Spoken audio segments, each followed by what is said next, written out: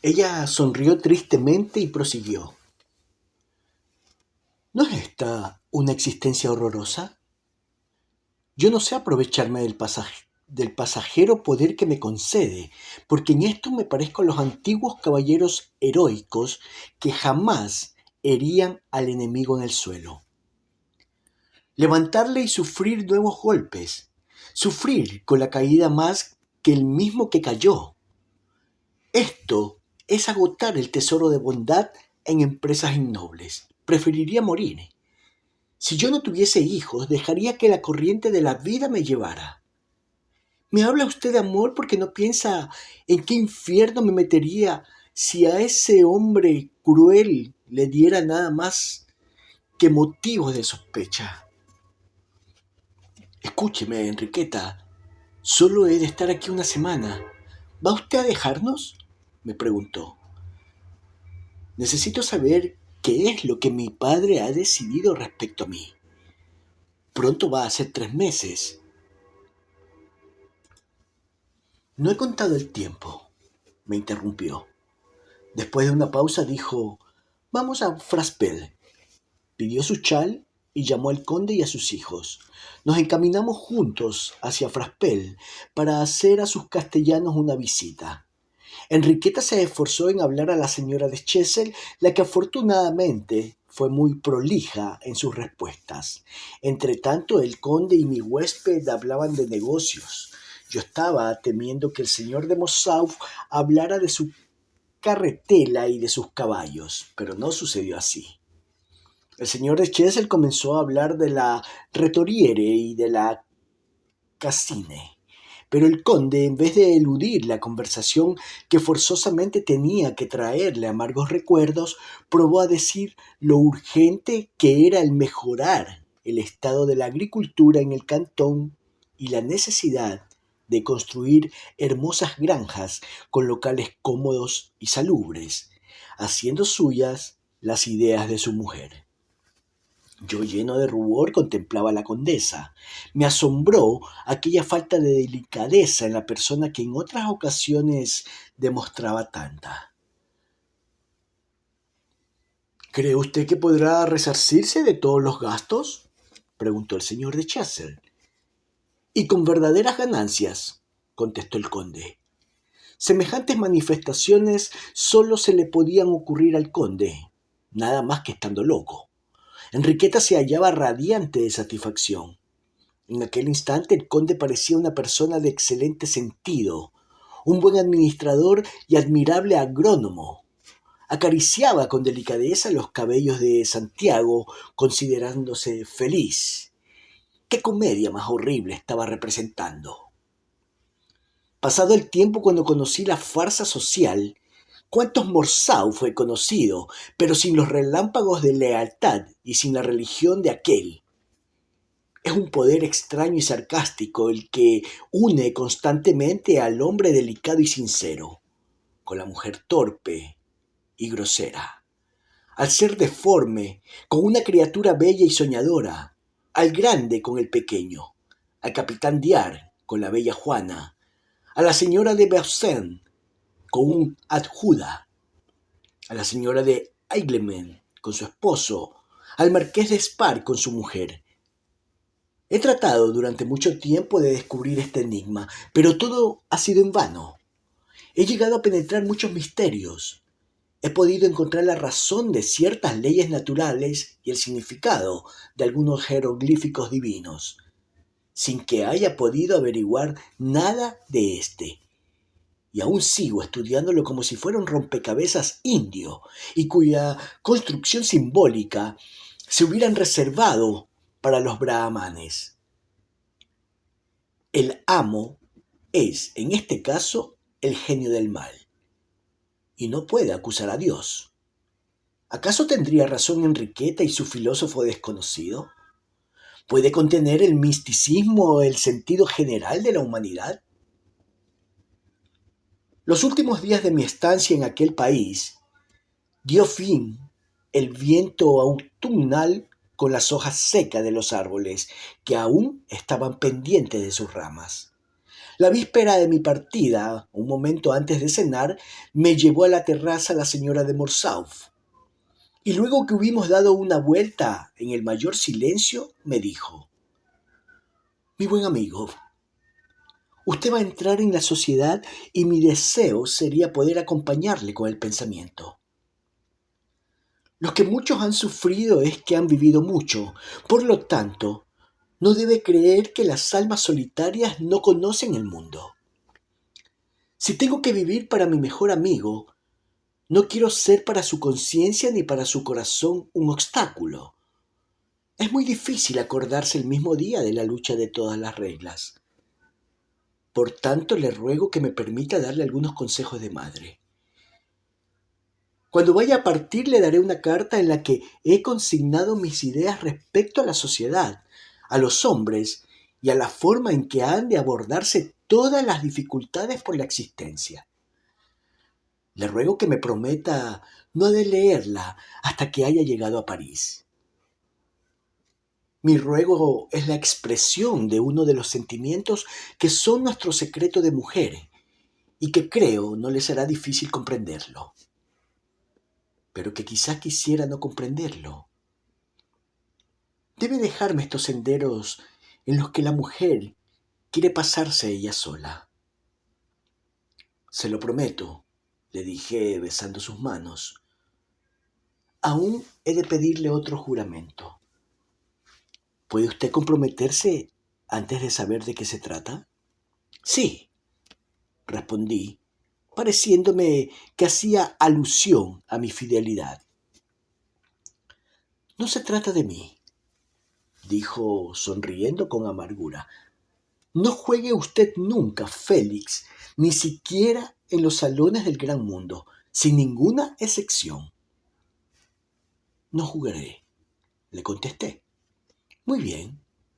Verá cómo he encontrado la forma de que emplee usted bien el tiempo que había de perder en el juego y podrá apreciar que usted gana siempre mientras los demás pierden. ¿Y qué es ello? Mi carta se lo demostrará, respondió gravemente. Seguimos hablando aún por espacio de 1 hora y la condesa me probó la profundidad de su afecto, dándome a conocer el cuidado con que me había estudiado en los 3 meses que había permanecido en Fraspel. Profundizó en lo más recóndito de mi corazón, haciendo esfuerzos por inocularme el suyo. Sus palabras eran dichas con acento maternal y su acento convincente y persuasivo. Si usted supiera, siguió diciendo, qué ansiosamente le seguiré, cuán grande será mi alegría si su camino es recto. ¿Cuál será mi desconsuelo si tropieza usted con espinas? Mi afecto no tiene igual, créame. Quisiera verle feliz, estimado, poderoso, a usted, que será para mí como un encantador sueño. Al oír estas palabras no pude contener las lágrimas. Siempre, le respondí, que vaya a emprender alguna obra, cualquiera que sea el sitio en que me encuentre, he de pensar: ¿y qué dirá Enriqueta? Muy bien, amigo mío, así podré ser para usted la estrella y el santuario, contestó, haciendo alusión a los sueños de mi infancia. Usted será mi guía y mi religión, usted lo será todo para mí, respondí. No, todo no, dijo ella, porque yo no puedo ser la fuente de sus placeres. Dejé escapar un suspiro acompañado de una sonrisa que parecía la del esclavo que se rebela. Enriqueta estuvo desde aquel día en mi corazón, no como la mujer que en él busca un lugar, que se hace en él por el exceso de placer o del sacrificio, sino como si fuera algo necesario al juego de mis músculos, llegando a ser para mí lo que era Beatriz para el poeta florentino, la inmaculada Laura del poeta veneciano, la madre de los grandes pensamientos, la desconocida causa de las resoluciones que salvan, el sostén del porvenir, la luz que brilla en la oscuridad. Enriqueta me ha inspirado la constancia que vence a los vencedores, que se eleva aún más fuerte después de la derrota que llega a fatigar aún a los más fuertes combatientes. Al día siguiente, luego que hube almorzado en Fraspel y despedido de los señores de Chessel, que siempre se mostraron complacientes con el egoísmo de mi amor, me encaminé a Clochegourde. Los señores de Morsauf estaban decididos a acompañarme hasta Tours, desde donde había de salir aquella noche para París. Mientras duró el camino, la condesa se mostró muy afectuosa, pero no habló nada. En un principio dijo que tenía jaqueca, luego se avergonzó de haber mentido y dijo que me veía partir con gran sentimiento. El señor Morsauf me invitó a que fuera a su casa cuando los Chessel estuvieran ausentes y quisiera ir a visitar el Valle del Indre. Nos separamos como unos héroes, sin derramar una lágrima. Santiago, como algunos niños enfermizos, tuvo un momento de sensibilidad que llegó a enternecerle, en tanto que Magdalena, ya una mujercita, apretaba la mano de su madre. «Pobre hijo mío», exclamó la condesa besando al niño con apasionamiento. Cuando me hallé solo en Tours, después de haber comido, me acometió una inexplicable rabia. Alquilé un caballo y en 5 cuartos de hora hice la distancia que separa a Tours de Pont-de-Rouen. Al llegar me avergoncé de mi locura, emprendiendo el camino a pie como un espía a paso de fiera, cerca de la terraza. No se hallaba en ella la condesa, pero como aún tenía en mi poder la llave de la pequeña puerta, entré. En aquel momento Enriqueta bajaba con los 2 niños la escalinata para ir a respirar, tristemente, la suave melancolía que imprimía el sol poniente en el paisaje. «¿Está aquí Félix, mamá?», exclamó Magdalena. «Sí, soy yo», le dije en voz baja, que no me explicaba por qué me encontraba en Tours cuando podía tener ocasión de poder volver a verla. ¿Por qué no había de satisfacer un deseo que dentro de 8 días será imposible ya? «Mamá, ¿es que no se marcha?», decía Santiago, dando saltos loco de alegría.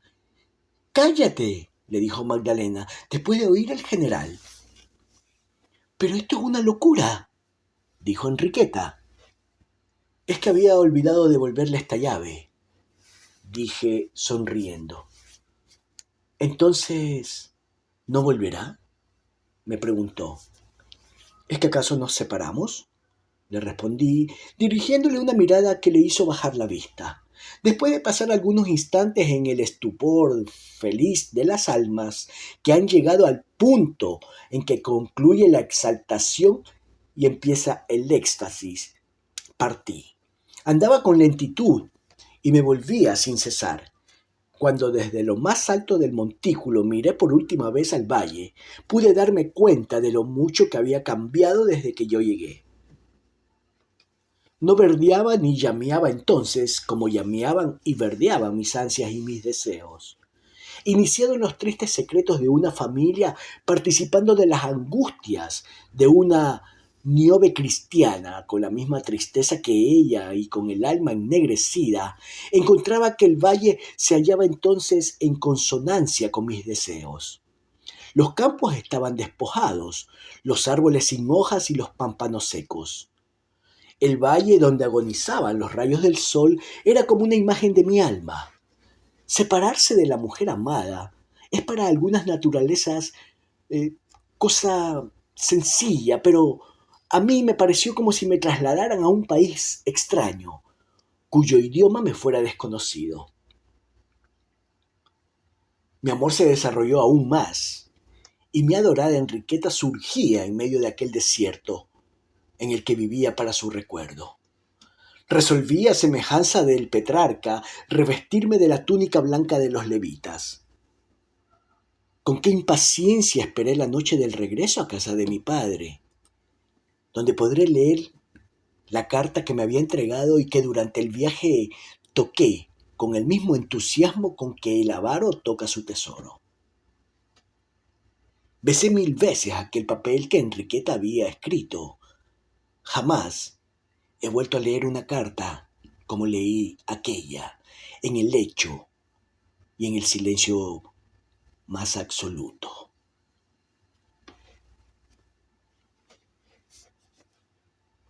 Oye, Natalia, lo que decía aquella voz. Experimento gran satisfacción, mi querido amigo, al reunir los fragmentos de mi experiencia para transmitírselos. Ocupándome de usted varias noches, he sentido los goces del maternal afecto que le profeso y varias veces he interrumpido mi escritura para asomarme a ver las ventanas del castillo de Fraspel, diciéndome, puede dormir mientras yo velo por él. Estas sensaciones han resultado deliciosas, pues me han recordado los días en que Santiago dormía en la cuna y yo velaba, esperando que despertase para darle el pecho. Usted es a la manera de un niño hombre que necesita ser fortalecido por preceptos que no ha conocido en los colegios donde le han educado, pero que las mujeres tenemos por privilegio conocer. Estas pequeñas cosas pueden influir en los triunfos que en el porvenir obtenga, o prepararlos y consolidarlos. Permítame, querido Félix, que dé a nuestra amistad el carácter de desinterés que tiene. Entregarlo al mundo no es renunciar a usted. Le quiero lo suficiente para sacrificar mi conveniencia a sus triunfos. Pronto se cumplirán los 4 meses en que de una forma extraña me hizo usted pensar en las costumbres de nuestro tiempo y en sus leyes. Las conversaciones que con mi tía tuve, los acontecimientos de su vida, que mi esposo me ha relatado. Las palabras de mi padre, que conoció perfectamente la antigua corte, lo mismo las circunstancias más grandes que las más mínimas. Todas han acudido a mi mente para beneficiar a mi hijo adoptivo, que va a lanzarse solo en medio de los hombres, donde muchos sucumben por falta de experiencia y otros, menos preparados, triunfan porque saben emplear mejor sus actitudes. Primeramente reflexione acerca del concepto que la sociedad me merece en conjunto. Ignoro si la sociedad es o no de origen divino y hasta en qué dirección se mueve, pero me parece que lo que no tiene duda es que existe. Y puesto que usted acepta su existencia, entre ella y usted ha de mediar un contrato. El que el hombre dentro de la sociedad encuentre más cargas o beneficios es tarea que compete al legislador más que al individuo. Yo creo que usted debe someterse sin discutir a la ley general, lo mismo en lo que le perjudique que en lo que le favorezca. Aunque este principio parezca sencillo, es de difícil aplicación. Tenga presente que no todas las leyes se hallan recopiladas en un libro, que las costumbres tienen fuerza de leyes también. Tal vez las más importantes son las más desconocidas. Aunque esta carta le parezca un pleonasmo, permítame exponerle mi política femenina. Permitir explicar la sociedad mediante la teoría de la astucia personal que permita los mayores beneficios es cosa peligrosa. Según esas doctrinas, los ladrones hábiles son absueltos. La mujer que falta a la fidelidad conyugal si nadie advierte su falta es feliz. El interés adquiere categoría de ley superior. La dificultad está únicamente en poder burlar las leyes y las costumbres. Para el que así entiende la sociedad, equivale a una jugada cuya apuesta es 1.000.000 contra el presidio, la posición social contra el deshonor. Como en este juego han de tomar parte muchos jugadores, se necesitaría ser un genio para ganar al primer golpe. No le hablo de cuestiones religiosas. Nos debemos unos a otros. En mi concepto, el duque se debe más al artesano que el artesano al duque. Las obligaciones deben aumentar cuanto mayores sean los beneficios que la sociedad otorga al hombre.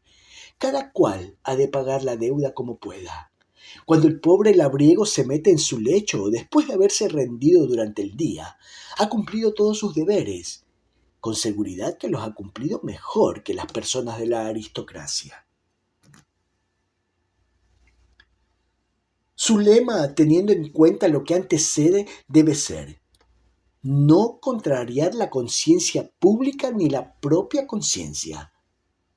Su Enriqueta le ruega pare su atención en aquellas frases que parecen de comprensión sencilla.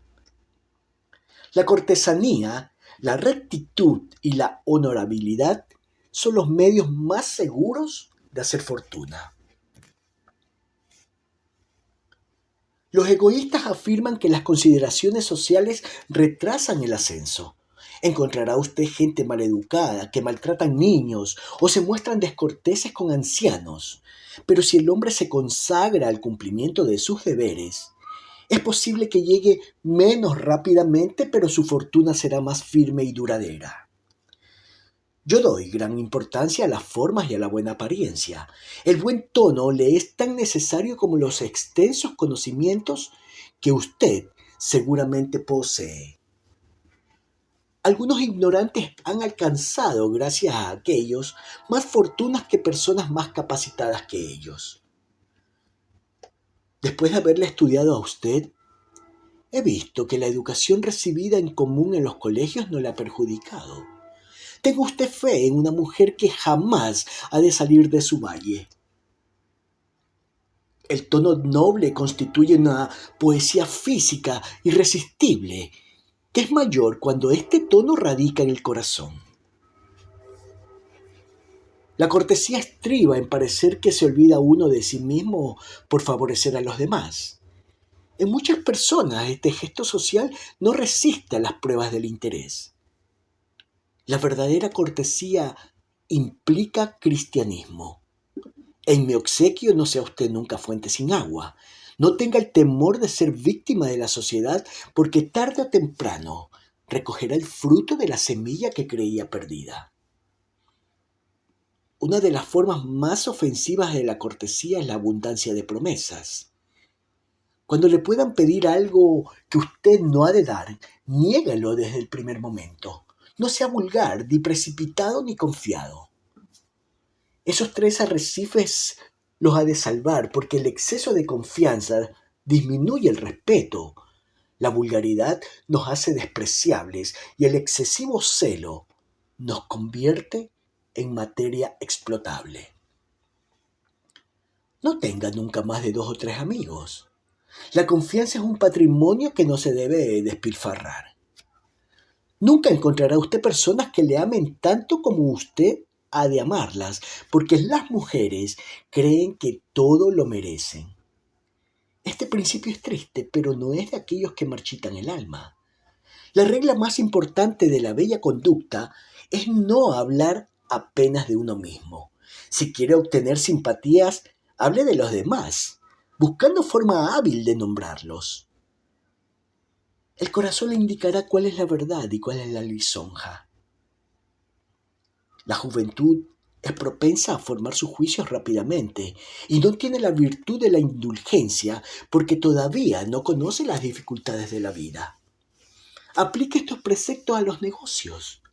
El sistema de la astucia, que pudo ser beneficioso en la Edad Media, en la actualidad le perjudicaría. No tema crearse enemigos, por el contrario, desgraciado de aquel que no los tiene, pero procure no dar motivos que rebajen la estimación que usted ha de merecer. Mis consejos se refieren únicamente a las pequeñeces de la existencia. En el mundo político las regias no son inmutables, pues se arquean ante los grandes intereses. Voy a hablarle de la conducta que debe observar con las mujeres. En los salones que frecuente no se dedica a la coquetería. Cultive el trato de las más influyentes, que son las ancianas, y por ellas conocerá las alianzas y los secretos de todas las familias y los atajos que pueden ayudarle a conseguir sus objetivos. Serán suyas de corazón, porque en la mujer el último amor, cuando no son devotas, consiste en proteger a los que se le acercan. La mujer de 50 años hará en su beneficio todo, y la de 20, nada. Ría y bromee con las jóvenes que no sean capaces de pensamientos serios, con las que no se aman más que a sí mismas y a sí mismas lo sacrifican todo. Ninguna pensará en los intereses de usted, y si únicamente en su capricho o en su conveniencia. Si usted se incomoda con ellas, la más tonta de todas encontrará argumentos para convencerle de que uno de sus chapines vale más que el mundo entero. Todas, al decirle que le quieren hacer feliz, le harán que se olvide de lo que verdaderamente le conviene. La felicidad de esas jovencitas es variable y usted ha de procurar que la suya personal sea fija. ¿No sabe usted la cantidad de perfidia que ponen en práctica para satisfacer sus caprichos, convirtiendo en amor un gusto pasajero? Cuando la dejen le dirán que la frase ya no amo justifica el abandono, como la frase le amo excusaba su amor, y que el amor es involuntario. Absurda doctrina, hijo mío, créame, el verdadero amor, el eterno, infinito, semejante solo a sí mismo, es constante y puro, sin demostraciones violentas. No hay nada de exceso en las mujeres mundanas. Todas representan una comedia. Por sus desgracias le interesará esta, y parecerá la más amable y menos exigente de las mujeres, pero cuando se le haya hecho necesaria, le impondrá su voluntad. ¿Usted quiere ser diplomático? Ir, venir, estudiar a los hombres, los intereses y los pueblos, pues tendrá necesidad de permanecer en París y en sus posesiones, porque ella le coserá a sus raídas y será para usted más ingrata cuanta mayor adhesión le demuestre. Una tratará de interesarle con su sumisión, se convertirá en su paje, le seguirá románticamente hasta el fin del mundo, se comprometerá por conservarlo, y será como una piedra colgada a su cuello, pero si usted se ahoga, ella sobrenadará. Aún las mujeres menos astutas tienen lazos con que apresarlo. La más imbécil triunfa por la poca desconfianza que inspira. La menos peligrosa sería la mujer galante, que lo amara sin saber por qué, que lo dejara sin motivo y volviera a tomarle por vanidad. Pero todas habrán de perjudicarle. La muchacha que frecuenta el mundo y que vive de los placeres y satisfacciones de la vanidad es una mujer medio corrompida que tardará muy poco en corromperle. No será la criatura casta y modesta, en cuya alma reine siempre usted. La que ame vivirá solitaria. Sus más hermosas fiestas serán sus miradas y siempre se hallará pendiente de sus labios. Esa mujer debe ser para usted el mundo entero, ya que usted será para ella todo. Debe amarla mucho. No cause sus penas y no provoque en ella los celos. Ser amado, hijo mío, y sobre todo ser correspondido, es la más grande felicidad. Y yo se la deseo. Pero debe estar bien seguro el corazón en que deposita su alma. Esa mujer no se pertenecerá nunca a sí misma y en nadie pensará más que en usted. No atenderá nunca a sus propios intereses y allí, donde usted no lo sospeche, ella adivinará un peligro. Si llega a sufrir, sufrirá en silencio, no será coqueta, pero no dejará de hacer cuanto a usted le agrade. Debe corresponder a ese amor, si es preciso, superándole.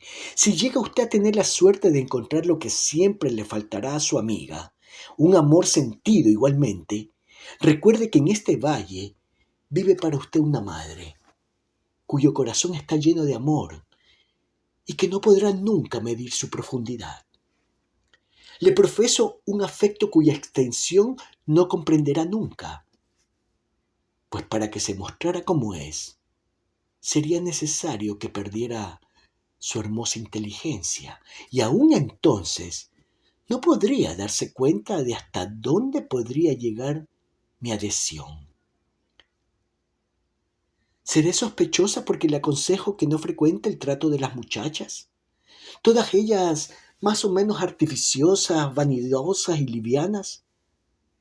Y si el de las influyentes damas, llenas de discreción y de experiencia, como era mi tía, y que le defenderán contra las acusaciones secretas, y podrán decir de usted lo que no podrá nunca expresar, ¿cree que no soy generosa al decirle que recibe su amor para un ángel puro? Si esta frase, nobleza obliga, lleva una gran parte de mis primeras recomendaciones, mis advertencias respecto a sus relaciones con las mujeres están también condensadas en el siguiente lema caballeresco: servir a todas, amar a una. Usted tiene una gran cultura. El sufrimiento ha preservado su corazón de toda mancha. Y es usted hermoso y honrado. Por tanto, debe andar con mucha cautela para no alejarse de la senda del bien. ¿Verdad, hijo mío, que ha de obedecerme y me permitirá seguir diciéndole lo que pienso de usted y de sus relaciones en la sociedad? En el alma tengo una segunda vista que penetra el porvenir.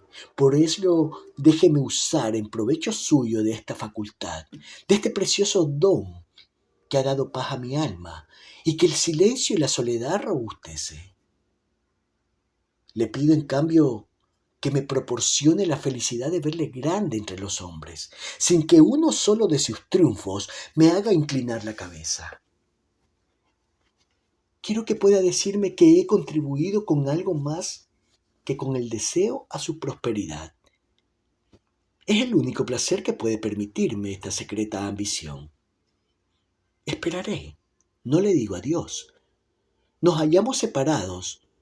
No puedo darle a besar mi mano, pero muy bien sabe el lugar que ocupa en el corazón de su Enriqueta. Cuando terminé la lectura de esta carta me pareció notar que bajo mis dedos palpitaba un corazón maternal. Precisamente cuando el frío y severo recibimiento que mi madre me había dispensado me había envuelto en una capa de hielo. Entonces pude darme cuenta el por qué la condesa me había prohibido leer su carta antes de marcharme de Turena. Sin duda tuvo el temor de verme caer a sus pies y verlos regados por mis lágrimas. Por fin pude conocer a mi hermano Carlos, que hasta entonces había sido para mí casi un desconocido, pero cuando vi el desdén con que me trató, comprendí que había demasiada distancia para llegar a amarnos con fraternidad. Los dulces sentimientos tienen generalmente por fundamento la igualdad de almas, y entre él y yo no había el menor punto de cohesión. Mi hermano me instruyó en esas pequeñeces que el corazón o la inteligencia adivina, pero parecía desconfiar de mí, y si no hubiera tenido un punto de apoyo en mi amor, me habría llegado a volver tonto a fuerza de creerme ignorante. A pesar de ello, me presentó en el mundo en que mi sencillez podía poner de manifiesto sus cualidades, a no ser por las desgracias de mi infancia.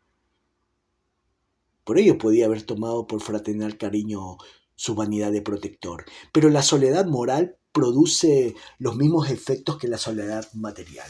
Así como el silencio deja apreciar los ruidos más ligeros, el hábito de recogerse en sí mismo desarrolla la sensibilidad de tal modo que puede distinguir los más insignificantes matices del afecto que nos profesan. Antes de haber conocido a la señora de Morsauf, una mirada llegaba a herirme. Una palabra pronunciada bruscamente me desgarraba el corazón y lloraba sin poder conocer el cariño. Pero a la vuelta de Clochegourde pude hacer comparaciones que fueron perfeccionando mi prematura ciencia.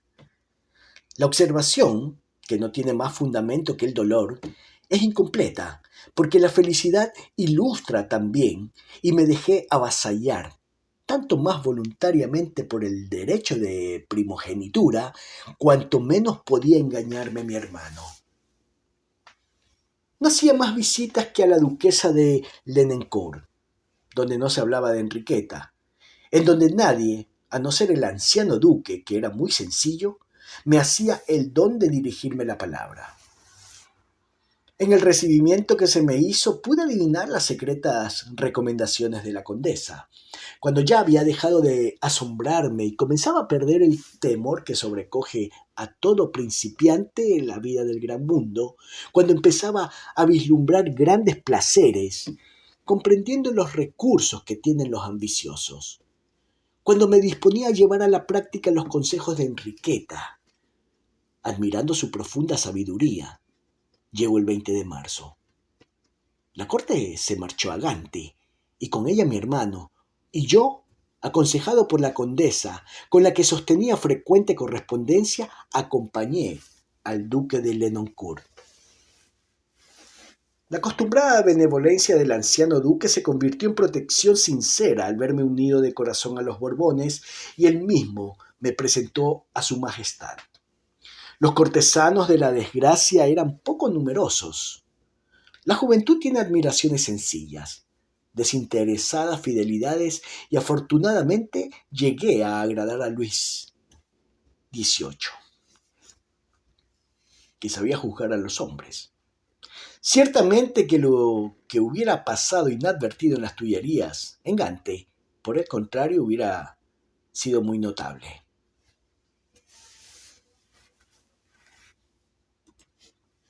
Una carta de la señora de Morcerf, que dirigía a su padre y que había traído un emisario de los vendeanos juntamente con otros despachos, y en la cual había algunas palabras dedicadas a mí, me informó de que Santiago estaba enfermo.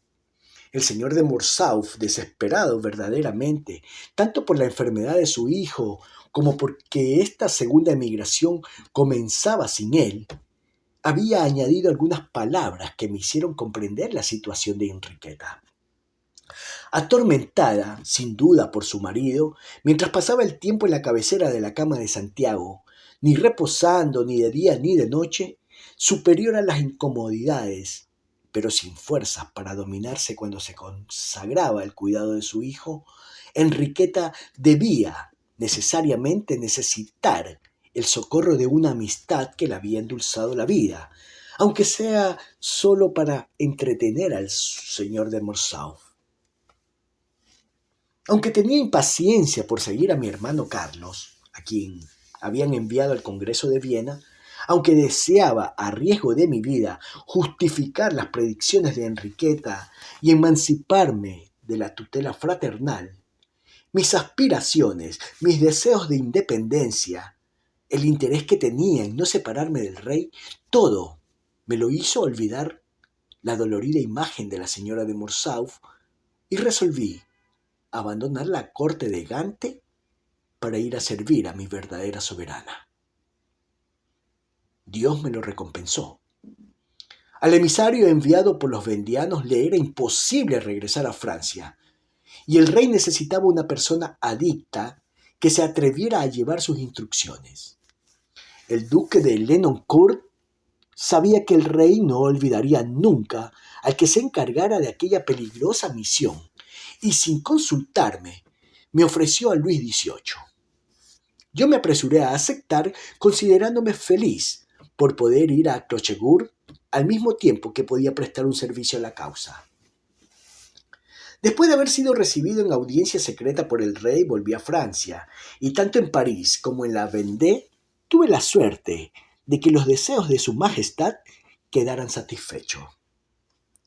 A últimos de mayo, perseguido por las autoridades bonapartistas a las que había sido señalado, me vi obligado a huir disfrazado de labrador, caminando a pie a través de la Alta Vendée, del Bocage y del Poitou, cambiando constantemente la ruta. Llegué a Saumur. De Saumur fui a Chinon, y de Chinon en una sola noche llegué a los bosques de Neuilly, en donde hallé a caballo al conde. Me tomó a la grupa y me llevó a su casa sin que en el camino tropezáramos a nadie que me reconociera. ¿Se encuentra mejor Santiago?, fue lo primero que me dijo. Le confesé mi misión de emisario político, por lo que estaba perseguido como una bestia feroz, y el noble se atrincheró en su realismo para disputar al señor de Chessel el peligro de hospedarme. Al divisar Clochegourde, me pareció que los 8 meses que habían transcurrido eran un sueño. Cuando entramos en el salón, dijo el conde a su esposa: ¿A que no adivinas a quién traigo conmigo? A Félix. Pero, ¿es posible?, dijo la condesa, dejando caer los brazos. Tanto había sido la sorpresa que le produjo mi llegada. Cuando me presentó, los dos permanecimos inmóviles. Enriqueta clavada en su sillón, yo en el umbral de la puerta, contemplándonos con la avidez de dos amantes que desean indemnizarse con una mirada de todo el tiempo perdido. Pero avergonzada de aquella sorpresa, se levantó y se me acercó. «He rezado mucho por usted», me dijo, presentándome su mano para que la besara. Me pidió noticias de su padre y después, adivinando mi fatiga, salió a dar orden de que me prepararan una habitación, mientras el conde hacía que me sirvieran de comer porque me encontraba hambriento. Enriqueta me destinó la habitación que estaba sobre la suya, es decir, la que había ocupado su tía, a donde me condujo el conde, después de poner el pie en el primer peldaño de la escalera, en donde se despidió de mí hasta el día siguiente y se retiró. Cuando bajé a comer, supe la derrota de Waterloo, la fuga de Napoleón, la marcha de los ejércitos aliados contra París y la probable vuelta de los Borbones. Estos acontecimientos, que tenían suma importancia para el conde, no significaban nada para nosotros. La noticia más importante para ella y para mí fue esta: tendrá usted hielo. Muchas veces durante el último verano había sentido no tener agua suficiente para mí, que bebiendo otra cosa la solía preferir helada, y a costa de infinitos trabajos e importunidades había hecho construir una nevera.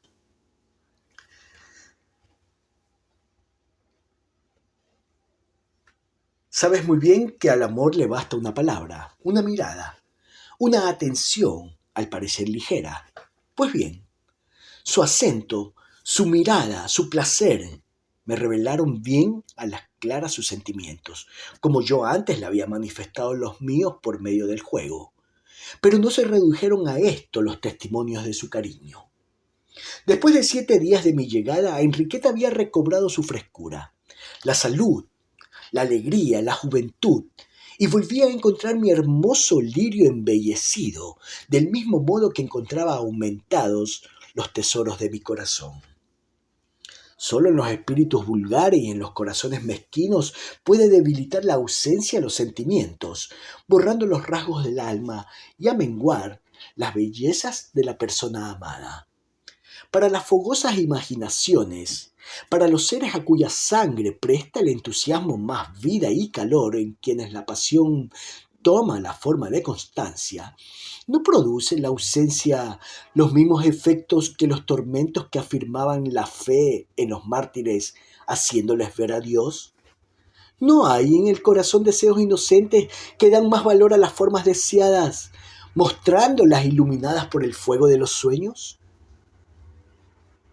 El pasado, recogido recuerdo por recuerdo, se agranda, y el porvenir se muestra pletórico de vida y esperanzas. Para los corazones en que abundan esos celajes eléctricos, la primera entrevista es una especie de tempestad bienhechora que anima la tierra y la fecunda, transmitiéndole las luces del rayo. Qué dulce placer experimentaba al ver que eran en nosotros estos afectos y pensamientos recíprocos. Con qué alegría contemplaba los progresos de la felicidad de Enriqueta. Una mujer que revive bajo las miradas del hombre amado da quizá una prueba de amor más grande que la que muere asesinada por la duda o marchita como la flor por la falta de savia. No podría decirse cuál de las dos es más conmovedora. El rejuvenecimiento de la señora de Morsauf fue tan natural como los efectos del mes de mayo en los bosques, como los del sol y el agua en las marchitas plantas, como nuestro valle de amor. Había pasado del invierno en Enriqueta y renacía como él con la primavera. Antes de la hora de la comida bajamos a la azotea y allí, acariciando la cabeza del niño, me contó las noches que había pasado a la cabecera del enfermo. En aquellos 3 meses había habitado como en un sombrío palacio, temiendo entrar en los departamentos en que brillaba la luz. Se celebraban fiestas que le estaban prohibidas y a cuyas puertas permanecía mirando con un ojo a su hijo y con el otro a un fantasma indeciso, escuchando con sus oídos sus dolores y oyendo con el otro su voz. Me recitó también algunas poesías que la soledad le había inspirado, tan bellas como no las había escrito ningún poeta, pero en las que no había el más mínimo vestigio de amor, ni la más sencilla huella de voluptuosidad, ni ese perfume oriental del sentimiento. Cuando el conde se acercó a nosotros, Enriqueta siguió en el mismo tono. A fuerza de altiva mujer que puede mirar a su esposo y besar sin rubor la frente de su hijo. Había tenido a Santiago durante noches enteras bajo sus juntas manos, rogando a Dios por la salvación de su vida. Solía ir, me dijo, hasta las puertas del santuario a rogar a Dios por su vida. Me refirió a algunas visiones que había tenido, pero en el momento en que pronunciaba estas sublimes palabras, cuando dormía, mi corazón velaba. El conde la interrumpió diciendo: «Entonces, has estado casi loca». Enmudeció Enriqueta, herida de un dolor vivo, como si aquella fuera la primera herida que había recibido, como si no recordara que durante 13 años aquel hombre no había cesado de martirizarla. Ave sublime, sorprendida por aquel grosero grano de plomo, cayó en una especie de abatimiento. «Dígame», siguió diciendo después de una breve pausa, «¿nunca ha de obtener gracia una de mis palabras ante el tribunal de su talento? ¿Jamás comprenderá mis ideas de mujer y se mostrará indulgente conmigo?» Se detuvo. Aquel ángel se arrepentía ya de sus murmullos, mirando su pasado y su porvenir. ¿Sería comprendida? ¿O por el contrario, no iría a sufrir un apóstrofe violento? En las sienes latieron sus azuladas venas. Sus ojos quedaron secos. Sus azules pupilas languidecieron e inclinó la cabeza para no ver en mis ojos acrecentada su pena, sus pensamientos adivinados. Mi alma acaricia la suya y, sobre todo, la compasiva cólera de mi amor juvenil. Dispuesto como un perro fiel a devorar al que hiriera a su dueña sin tener para nada en cuenta la fuerza y clase del agresor. ¿Sigue siendo igual el señor conde?, pregunté cuando se hubo alejado el señor de Morsauf, que había ido a reunirse con el picador. «Igual», me contestó Santiago. «Siempre excelente, hijo mío», dijo Enriqueta para sustraer al conde al juicio de sus hijos. «Tú ves el presente, pero no conoces el pasado, y por tanto no puedes juzgar a tu padre con acierto. De todas formas, aunque veas que comete tu padre alguna falta, exige el honor de la familia que guardes el más profundo silencio». «¿Y cómo van las obras de la Rhetoriere y la Cassine?», dije para así variar la conversación. «Muy bien», me contestó. «Concluidos hace poco tiempo los edificios, tenemos arrendatarios excelentes, que han tomado la una en 4.500 francos después de pagados los impuestos, y la otra en 5.000. Hemos plantado 3.000 pies de árboles en las 2 nuevas posesiones. El pariente de Manette está encantado con la Rabelais y Martigny se ha quedado con la Baude. La hacienda de nuestros 4 arrendatarios consiste en prados y bosques, a los que llevan, como hacen otros colonos, poco escrupulosos los abonos destinados a nuestras tierras de labor. Por consiguiente, nuestros esfuerzos han sido coronados por el éxito. Clochegourde, sin las reservas que llamamos la hacienda del castillo, sin los bosques y los cercados, produce 19.000 francos. Y las plantaciones hechas nos producirán en adelante una buena renta. Ahora quiere dar nuestras tierras reservadas a Martineau, el guarda, a quien su hijo reemplazará en este puesto, pues ofrece 3.000 francos si el señor conde le construye una granja en la Commanderie. Entonces podríamos entregarles las tierras de Clochegourde y dar fin a la alameda proyectada hasta el camino de Chinon, y así no tendríamos que cuidar más que de las viñas y el arbolado. Si el rey, como así parece, vuelve, nosotros volveremos a cobrar nuestra pensión y después de algunos días de lucha, el señor conde aceptará lo que le propone su mujer. De esta forma, la fortuna de Santiago no podrá ser destruida. Una vez obtenido este resultado, dejaré a mi esposo atesorar para Magdalena, a quien, según es costumbre, dotará el rey. Mi misión quedará de esta forma concluida. ¿Y usted? Le di cuenta de la misión que me había traído a Francia, explicándole cómo sus consejos me habían sido beneficiosos. Le pregunté si estaba dotada de doble vista para poder prever los acontecimientos, a lo que me contestó: no se lo escribí a usted. Solo en su obsequio puedo desarrollar esa rara facultad, de la que no he hablado más que con mi confesor. Muchas veces, cuando las enfermedades de mis hijos me hacían cerrar los ojos para no ver las cosas del mundo, penetraba en otra región. Cuando veía a Santiago y a Magdalena envueltos en una aureola luminosa, podía tener la seguridad de que mis hijos disfrutarían de buena salud durante algún tiempo. Por el contrario, si los veía envueltos en neblinas, no tardaban en ponerse enfermos. A usted, además de verle siempre brillante, oigo una voz que me transmite lo que va usted a hacer. Déjeme creer, le dije, que no hago más que obedecerla. Sonrió.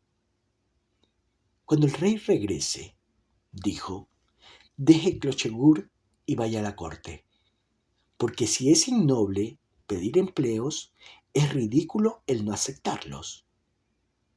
Los hombres de fidelidad probada le han de ser necesarios al monarca, y usted no debe faltarle. Piense usted en mí. Procúreme el placer de verle en una posición elevada, ya que para mí es como un hijo. Como un hijo, repetí con tristeza. Ser un hijo, dijo ella irónicamente, es ocupar un lugar de preferencia en mi corazón. La campana del castillo anunció la hora de la comida. Cogió Enriqueta mi brazo y se apoyó en él. Cuando subíamos la escalinata me dijo, ¿ha crecido usted? Y luego, cuando estuvimos arriba, vamos a contemplar nuestro valle. Su dedo fue mostrándome las sinuosidades de aquel encantado paraíso. La naturaleza era el manto que cobijaba sus pensamientos. Así fue como supe por qué el ruiseñor canta en la noche y la rana croa en el pantano. Por la noche presencié una escena conmovedora que no había podido contemplar hasta entonces, porque me quedaba jugando con el conde. Cuando la campana sonó por segunda vez, todas las personas de la casa acudieron presurosas. Enriqueta dijo, cogiéndome de la mano, «Es usted nuestro huésped y tiene que adaptarse a las reglas del convento». Nos siguió el señor de Morsauf. Los condes, los niños, todos se arrodillaron en sus sitios respectivos. Tocaba a Magdalena el turno de decir la oración y la niña la dijo con tonos ingenuos. Fue aquella la oración más conmovedora que he escuchado. Parecía como que la naturaleza respondía a las plegarias de la niña con los 1000 murmullos de la noche, que eran semejantes a los de un órgano bien pulsado. Mi imaginación, recordando la vida patriarcal, hallaba grande aquella escena sencilla. Los niños se despidieron de su padre y los criados nos saludaron. La condesa fue a acostar a sus hijos y yo me quedé solo con el conde. Nos sentamos a jugar al chaquet. La condesa tardó un rato en venir a reunirse con nosotros. «Esto es para usted», dijo, poniendo el bastidor junto a la mesa de juego. «Mi obra ha adelantado un poco porque entre este clavel y estas rosas estuvo Santiago enfermo». «No hablemos ahora de enfermedades», dijo el señor de Morcerf. «Ahí tiene, usted el 5-6, señor enviado del monarca». Cuando me retiré a mi habitación estuve un rato en silencio para ver a Enriqueta ir y venir por su alcoba. A la 1 de la madrugada bajé la escalera sin hacer ruido, llegué junto a su puerta y apliqué el oído a la cerradura. El frío me obligó a subir a mi cuarto. No sé a qué especie de predestinación debo atribuir el placer que me proporciona el acercarme al borde de los abismos. La hora que pasé en el umbral de su puerta sin que ella lo supiese, lloré de enojo. Su virtud tan pronto la ponía en duda como la respetaba, tan pronto la adoraba como la maldecía. Al día siguiente fui a buscar flores y el conde elogió mi arte para combinar los ramos. Durante los días que viví en Clochegourde, hice varias visitas a Fraspel y comí con los señores de Chessel en 3 ocasiones. El ejército francés ocupó Tours y la condesa me hizo marchar a París por el camino de Orleans. Al despedirnos, lo mismo ella que yo derramamos algunas lágrimas. Le prometí escribirle todos los días, refiriéndole los acontecimientos en que interviniera, y al oír esta promesa me dijo: «No olvide usted de referirme nada, porque todo me resultará interesante». Me dio algunas cartas para los duques de Lenoncourt, en cuya casa me presenté al día siguiente de mi llegada. «Viene usted a tiempo», me dijo el duque. «Comerá usted aquí y me acompañará esta noche a palacio. El rey ha dicho de usted esta mañana: ese joven es inteligente y fiel. Ha lamentado ignorar si estaba usted o no vivo y a dónde le habían conducido los acontecimientos después de haber dado cumplimiento a la misión que se le encargó». Aquella noche me hicieron miembro del Consejo de Estado y desempeñé junto a Luis XVIII una misión que fue tan duradera como su reinado. Enriqueta había vaticinado bien. Me parecía que a ella se lo debía todo: placer, fortuna, ciencia y felicidad. Ella era quien daba a mis anhelos la cohesión necesaria para que las fuerzas de mi juventud no se malgastasen. Después tuve un compañero. Cada uno de nosotros prestaba servicio durante medio año y podíamos sustituirnos en el trabajo. Teníamos habitación en palacio y buena retribución cuando salíamos de viaje. Éramos los secretos discípulos de un buen rey, a quien después hasta sus mismos enemigos habían de hacer justicia. Teníamos obligación de examinarlo todo, lo mismo los asuntos interiores que los del exterior. Nuestro porvenir satisfacía nuestra ambición. Además del sueldo que tenía como consejero de Estado, el rey me daba 1000 francos todos los meses de su bolsillo particular. Enriqueta, por mediación de su tía la princesa de Blamont-Chauvry, me introdujo en sociedad, pues la princesa me invitó a que frecuentara su casa. Tuve la suerte de serle agradable y me trató con cariño, llegando a sentir por mí una ternura maternal. La princesa tuvo interés en que intimara con su hija, la señora de L'Espard, con la duquesa de Maufrigneuse y con la vizcondesa de Bausen. Mi hermano Carlos, que siempre me trató con despego, comenzó a mostrarse amable. Pero mi rápido éxito le inspiró una mala pasión que más tarde había de proporcionarme disgustos. Mi padre y mi madre, envanecidos por mi fortuna, se decidieron a considerarme como hijo, pero como esa consideración era falsa, no conmovió para nada mi corazón, porque el corazón aborrece las cosas calculadas.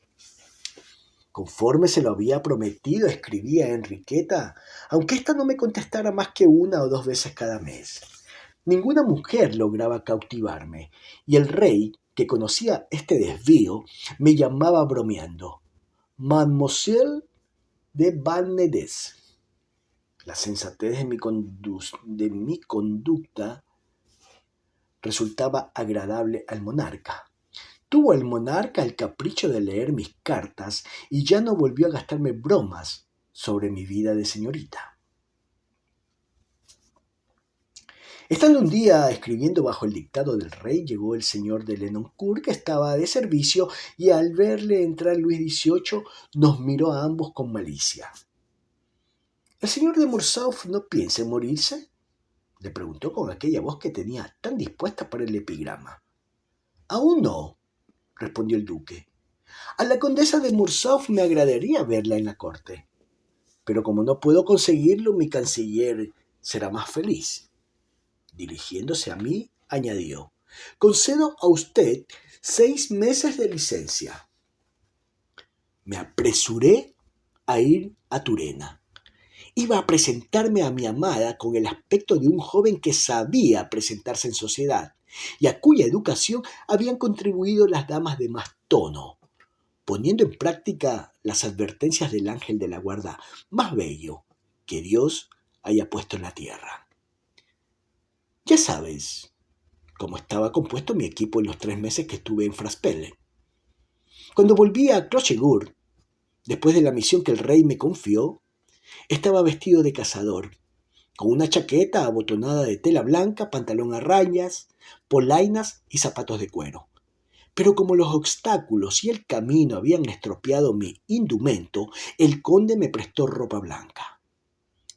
Los 2 años de estancia en París, la costumbre de estar al lado del rey, me habían transformado tanto que estaba seguro de poder ser el secreto sostén y la esperanza oculta de la más adorable de las mujeres.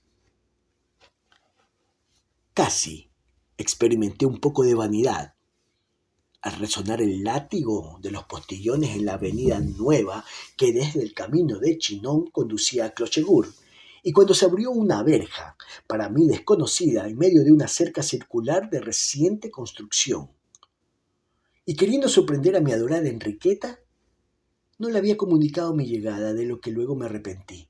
Primero porque sentí el sobrecogimiento que produce un placer esperado durante mucho tiempo, y después porque me probó que todas las sorpresas calculadas son un gusto muy dudoso.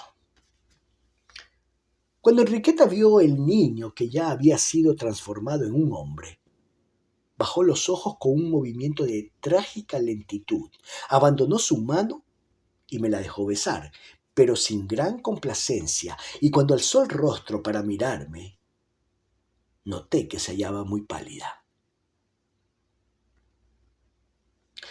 Veo con gusto que no ha olvidado usted a sus viejos amigos, dijo el conde, que no había cambiado nada. Santiago y Magdalena se abrazaron a mi cuello y apareció en la puerta del castillo la figura grave del abate Dominis, que era el preceptor de Santiago. No, querido conde, le contesté, y de hoy en adelante he de disfrutar de 6 meses de licencia cada año, que espero pasar en compañía de ustedes. Me volví para sostener a la condesa, pasándole el brazo por la cintura a la vista de toda la familia, diciendo: ¿y a usted, condesa, qué le sucede? Déjeme, me respondió haciéndose atrás. Ya pasará, no es nada. Contestando a su secreto pensamiento, le dije: ¿es que no conoce ya a su fiel esclavo? Luego se apoyó en mi brazo y, dejando al conde y a sus hijos, al abate y a los criados reunidos, me llevó al jardín, pero siempre al alcance de sus miradas. Cuando le pareció que no podían oírla, me dijo: Félix, mi buen amigo, tiene que perdonar el miedo a quien no tiene más que un hilo para guiarse en un subterráneo laberinto, y se estremece al verlo roto. Dígame que sigo siendo para usted Enriqueta, que no prevalecerá nada contra mí, que no ha de abandonarme, que seguirá siendo mi íntimo amigo. De repente he leído en El Porvenir y usted no estaba como siempre en él, con el rosero brillante y los ojos fijos en mí. Usted me había vuelto la espalda. Enriqueta, ídolo de mi vida, quien profesa un culto para mí más sagrado que el de Dios, flor de mi vida. ¿No sabe usted que estoy encarnado de tal forma a su corazón que aunque mi cuerpo se encuentra en París, mi alma sigue siempre aquí? Tengo necesidad de decirle que he hecho el camino en 16 horas y que cada vuelta de las ruedas arrastraba un mundo de pensamientos y de deseos que han estallado en cuanto la he visto. Continúe usted. Quiero seguir oyéndole. Tan segura estoy de mí que puedo oírle sin faltar a mis conyugales deberes. Dios no ha querido que muera y la envía a mi lado como sobre la árida tierra derrama la lluvia. Hable usted. ¿Su amor hacia mí no es santo? Santo, Enriqueta. Pero, ¿cree que me amará siempre? Toda mi vida. ¿Cómo se ama a la Virgen? Como a la Virgen María. Como a una hermana. Como a una hermana a quien se ama entrañablemente. Como a una madre. Como a una madre deseada en secreto. Sin esperanza. Con caballerosidad.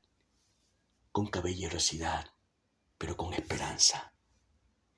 En fin, como si aún tuviera usted 20 años y vistiera el traje azul que llevó al baile.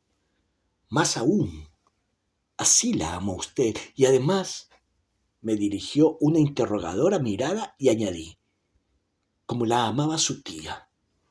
Soy completamente feliz, pues ha desvanecido usted todos mis errores, dijo conduciéndome nuevamente al lado de su familia, que se había sorprendido de nuestra secreta conferencia. Pero aún siga siendo niño aquí, porque todavía es un niño. Si ante el rey tiene que ser hombre, aquí tiene que ser niño. Como niño se le amará siempre. Al hombre resistiré a amarle. ¿Pero qué he de negar al niño? Me es imposible dejar de conceder a mi hijo todo lo que desee. Y mirando al conde maliciosamente con el que nos habíamos reunido, dijo, todos nuestros secretos nos los hemos contado ya. Le dejo para ir a vestirme. Había traído de París un traje de casa para Santiago y un estuche de labor para Magdalena, algo parecido al que tenía su madre, con cuyo obsequio creía reparar la mezquindad a que había sido condenado en otro tiempo por la tacañería de mi madre.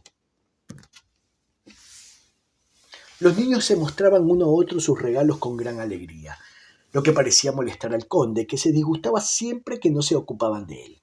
Por tanto, hice una señal de inteligencia a Magdalena para poder seguir al conde, que tenía deseos de hablarme de sí mismo. Me condujo a la azotea, deteniéndonos en la escalinata a cada momento para contarme algún hecho importante. Ya lo ve usted, Félix, me dijo. Todos son felices. Solo yo desentono en este cuadro. Bendigo a Dios porque sus males han pasado a mí. Antes yo no sabía cuál era mi padecimiento, pero ahora ya sé lo que tengo. Estoy enfermo del píloro y me es imposible digerir. ¿A qué se debe que ahora sea usted tan sabio como un profesor de la escuela de medicina? Le dije sonriendo. ¿Es que su médico acaso ha cometido la indiscreción de Dios me libre de consultar a los médicos? Dijo poniendo de manifiesto la repulsión que sienten casi todos los enfermos imaginarios. Tuve que soportar una desatinada conversación en el transcurso de la cual me hizo las más ridículas confidencias, quejándose de la condesa, de los niños y de la vida, sintiendo verdadero placer en repetir los temas de todos los días a un amigo que, acaso desconociéndolos, hubiera podido tomarlos en serio, y que a mí la cortesía me hacía escuchar con un interés aparente solamente. Pareció quedar satisfecho de mí porque le prestaba una gran atención, tratando de penetrar aquel incomprensible carácter y adivinar así los nuevos tormentos de los que haría víctima a su esposa y que Enriqueta me había ocultado. El conde, al ver aparecer a Enriqueta en el vestíbulo, movió la cabeza y me dijo: «Usted me atiende, pero aquí nadie me hace caso». Se marchó como si se diese cuenta de que estorbaba. Su carácter ofrecía esta clase de diferencias. Era celoso, como lo son todos los seres débiles, pero al mismo tiempo tenía en su esposa una confianza sin límites. Como Santiago se hallaba dando la lección y Magdalena ocupándose de la toilette, pude pasear durante una hora con la condesa por la terraza. Le pregunté si su cadena se hacía pesada y ella me contestó: «Ya está usted aquí y todo lo doy al olvido». En aquel momento me pareció joven y alegre y comprendí la dicha que se experimenta cuando se puede calmar un dolor. Y le dije: «Lirio mío, siempre esbelto sobre su talle, altivo, blanco y solitario». «Basta, caballero», me interrumpió, «hábleme de sus triunfos únicamente».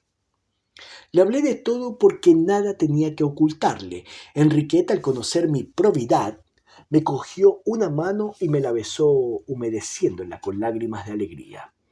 Y a mí me pareció que en aquella actitud había un pensamiento fácil de interpretar. Este es el amo que yo hubiera deseado. Y le dije: «Usted me supera en todo. ¿Por qué ha dudado de mí hace un momento?». Ella me contestó con dulzura inefable: «No he temido por el presente, sino por el porvenir. Al verle tan hermoso me he dicho que nuestros proyectos referentes a Magdalena los destruirá la mujer que adivine los tesoros que hay escondidos dentro del corazón de nuestro Félix». «Siempre Magdalena», exclamé. «¿Entonces es a ella a quien soy fiel?». Ambos quedamos en silencio hasta que el señor de Morcerf vino a nuestro encuentro. Me vi obligado a sostener una conversación llena de dificultades, porque las opiniones sostenidas por el rey diferían de las del conde, que me obligó a que le explicara los proyectos del monarca. A pesar de mis preguntas acerca de su hacienda, él volvía siempre al tema político. Enriqueta guardaba silencio. Para que acabase de una vez aquella conversación, que por momentos se hacía peligrosa, tomé el partido de no pronunciar más que monosílabos afirmativos a todo lo que exponía el conde. Pero éste vio lo que había de injurioso en mi actitud y el rostro se le llenó de arrugas, y la mirada se le puso amarilla como el día que presencié su acceso de cólera. Enriqueta me dirigió una mirada suplicante y yo entonces tomé en serio las objeciones que el conde me hacía y procuré rebatírselas, manejando como mejor pude su obtusa inteligencia. La condesa, cuando creyó que había llegado el momento en que su intervención podía tener éxito, nos dijo: «¿Saben, caballeros, que se están poniendo fastidiosos con su política?». El conde cesó de hablar de aquel tema y nosotros procuramos aburrirle hablándole de cosas que no le interesaban, por lo que él nos dejó en libertad de pasearnos, al retirarse diciéndonos que le dolía horrorosamente la cabeza. Se había constituido en médico de sí mismo, consultaba los libros y le parecía tener todas las enfermedades cuyos síntomas leía. A veces le molestaba el ruido, y cuando la condesa ordenaba que hubiese silencio, se quejaba diciendo que aquello era igual que estar dentro de una tumba. Se desnudaba y se volvía a vestir muchas veces al día, y no hacía nada sin haber consultado antes el barómetro. No encontraba ningún alimento de su gusto, y la condesa perdía la esperanza de poder continuar manteniendo el secreto de los síntomas de demencia de su esposo. La condesa se había visto precisada a señalar a sus hijos horas de comer distintas de las suyas, con objeto de sustraerlos a la influencia del conde, aunque con aquello se echara ella misma encima todas las tormentas. Los niños, por tanto, veían rara vez a su padre, El conde parecía no tener conciencia del mal que causaba, cosa común a todos los egoístas. En la conversación confidencial que conmigo había tenido, se había quejado de ser demasiado bueno con los suyos. Entonces me di cuenta de dónde procedían aquellas arrugas que la condesa parecía tener buriladas en su frente.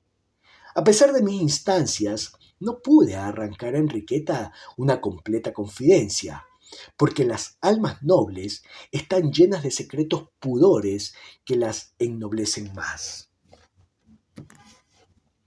Aun con todo, no tardé en averiguar toda la gravedad de los pesares que el conde causaba a todos los habitantes de Clochegourde. Enriqueta, le dije algunos días después, me parece que ha cometido usted error al arreglar la hacienda de forma que el conde no tenga nada en qué ocuparse.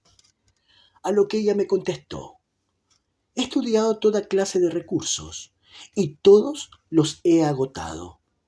He tratado de proporcionar a mi marido alguna distracción, aconsejándole que instalara un criadero de gusanos de seda en Clochegourde. Pero después me he dado cuenta que sería tanto como encargármelo a mí misma, una labor más sobre las que ya pesan sobre mí. Aprende cómo las malas cualidades aprendidas durante la juventud las refrena la sociedad, pero en la edad madura todos los defectos se manifiestan más terriblemente cuanto más tiempo han estado reprimidos.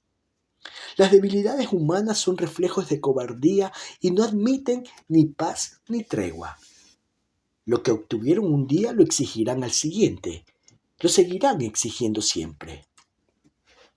La fuerza es más clemente y se somete ante la evidencia, mientras la pasión engendrada por la debilidad se muestra implacable. Los débiles son como los niños, que prefieren las frutas robadas a las que les sirven en la mesa. Un mes después de mi llegada a Clochegourde, una mañana, después de almorzar, la condesa me cogió por un brazo y me condujo a los viñedos. «¡Me matará!», exclamó, «y yo deseo vivir, aunque no sea más que por mis hijos. No puedo separarme de él porque me es imposible ir a decir a mi padre que después de 15 años de matrimonio no puedo vivir con el señor de Morcerf. Además, las mujeres casadas no tienen ni padre ni madre, tienen marido. Mi casta soledad me daba fuerzas, vivía con tranquilidad, ya que la felicidad me es imposible. Si me priva de esta tranquilidad me volverá loca. ¿No es un crimen engendrar hijos condenados perpetuamente al dolor? Mi conducta provoca un conflicto grave en él que no puedo fallar, porque soy juez y parte. Mañana pienso ir a Tours a pedir consejo a mi abate. Es imposible que usted adivine la salvaje tiranía que le han sugerido las lecturas de libros de medicina. Reclinó la cabeza en mi hombro sin dar término a la confidencia. Alzando los ojos al cielo, dijo: «Dios santo, ¿por qué me castigas?». Me estrechó contra su corazón como si temiera perderme. Luego exclamó: «Nadie puede resolver mis dudas. Mi conciencia no me reprocha nada. ¿Por qué causa el alma no ha de rodear a un amigo cuando solamente se piensa en él castamente?». Yo la escuchaba silenciosamente con su mano trémula en la mía, que yo estrechaba fuertemente, a la que Enriqueta respondía con igual fuerza. «¿Están ustedes ahí?», se oyó decir al conde, que venía hacia nosotros con la cabeza descubierta. El señor de Morcerf se obstinaba en interrumpir nuestras conversaciones, quizá porque esperaba encontrar en ella alguna distracción o porque temiera que la condesa me contara sus penas, o quizá también porque se sintiera celoso de un placer de que él no participaba. «No me deja en paz», exclamó Enriqueta desesperada. «Vamos a ver las viñas, y así conseguiremos vernos libres de él. Agachémonos para pasar el seto, y así no podrá vernos». No tardamos en llegar a un pequeño bosque de almendros. «Amada Enriqueta», le dije, Usted me ha conducido sabiamente por el mundo, pero ahora me va a permitir que le dé yo en cambio algunas instrucciones para poner término al duelo en que sucumbirá usted infaliblemente. No luche más tiempo con un loco. Silencio, me aconsejó. Vi como las lágrimas afluían a sus ojos y le dije, escúcheme. Después de haber sostenido una de esas conversaciones que, por amor hacia usted, me veo en la precisión de soportar, noté que la cabeza se me ponía pesada. El conde lleva con su machaconería la duda a mi espíritu y he sacado la consecuencia de que las monomanías son contagiosas.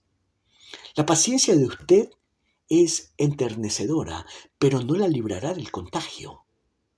Por los niños, por usted misma debe cambiar su táctica. Su complacencia hace que el egoísmo del conde aumente. Opóngale una voluntad recta y terminante. Haga uso de su poder, de la misma manera que él lo hace del suyo. Enciérrele moralmente, como se encierran los locos en las celdas. Amigo, me contestó Enriqueta, solo una mujer que no tuviera corazón podría hacer lo que usted dice. Sé sufrir, pero todavía no he aprendido a hacer sufrir a los demás. Déjame que te adore, mujer 3 veces santa, exclamé arrodillándome ante ella. La condesa alzó los ojos al cielo y murmuró, cúmplase la voluntad divina. ¿Sabe usted que el rey ha preguntado a su padre cuándo se va a morir el señor de Morsauf? Esas palabras que en boca del rey son solamente una broma, en las nuestras resultaría un crimen. A pesar de las precauciones que habíamos tomado, el conde, que venía siguiéndonos en la pista, nos dio alcance bajo un nogal, donde su esposa se había detenido. Yo cambié de conversación al instante e ignoro si el señor de Morsauf sospechó o no lo que estábamos hablando.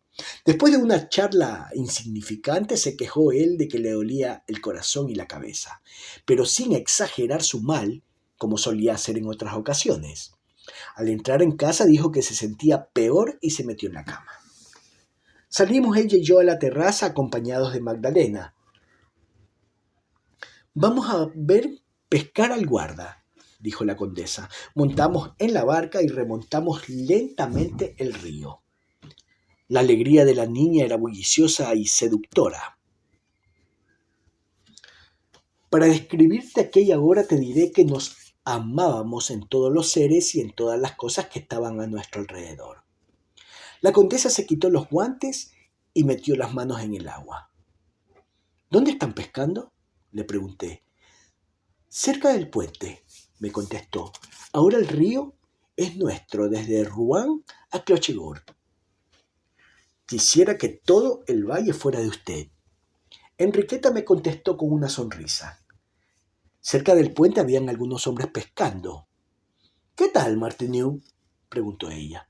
Llevamos 3 horas, señora condesa, y todavía no hemos pescado nada. Abordamos para ver el último golpe de red y nos colocamos a la sombra de un álamo blanco. La condesa se había tranquilizado y estoy seguro que en su interior se lamentaba de haberse quejado como Job en lugar de haber llorado como María Magdalena. La red que recogieron en su presencia estaba llena de anguilas, de truchas y de barbos que saltaban sobre las hierbas. Los criados miraron mudamente a aquella mujer que parecía un hada que hubiera tocado las redes con su varita de virtudes.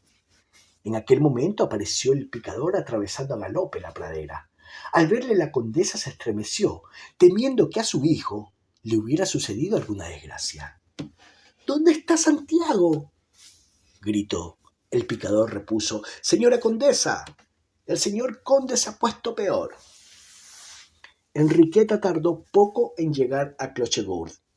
Yo caminaba lentamente. Durante la excursión por el río me había hecho la ilusión de ser el preferido, pero entonces me di cuenta de que el amante no lo es todo. No es nada. Si Enriqueta amaba, No conocía los tormentos del amor. Yo no era el principio, sino un detalle únicamente en su vida. Considerándome un rey destronado, me preguntaba cómo podría reconquistar mi reino. La indisposición del conde se agravó en unas horas. Fui a buscar a Tours al señor Origet, médico de fama, que no pudo ir a Clochegourde, pero se quedó allí toda la noche y todo el día siguiente. Creyó de urgencia hacer al enfermo una sangría, pero se había olvidado de llevar la lanceta. Fui a Assay con un tiempo espantoso. Desperté al cirujano y le obligué a que me siguiera a Clochegourde. 10 minutos de pérdida de tiempo y el señor de Morsauf hubiera fallecido. La sangría le salvó, pero a pesar de aquel éxito, el médico diagnosticó una inflamación, fiebre peligrosa. La condesa, sin alientos para darme las gracias por todas las molestias que me había tomado, me miraba de una manera que equivalía al beso. Enriqueta, con los brazos caídos, se hallaba arrumbada en un sillón de aquel cuarto que parecía la cueva de un jabalí. Al día siguiente el médico le recomendó que descansara porque la enfermedad de su esposo sería larga. No es posible descansar, dijo. Nosotros solos le cuidaremos. Y añadió fijando en mí la mirada. Tenemos el deber de salvarle. Al oír esto, el médico nos miró con asombro porque aquella frase hacía sospechar un atentado frustrado. Prometió volver 2 veces a la semana e indicó al cirujano el plan que había de seguir.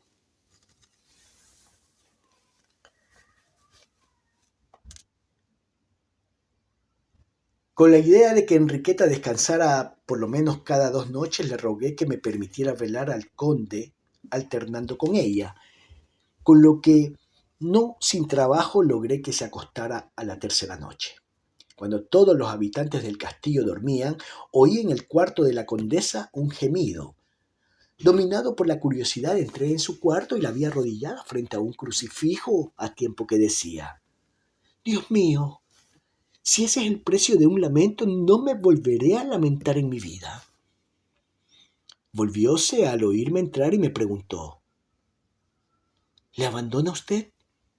«No, pero la oí llorar y tuve miedo». «Me encuentro bien», me dijo.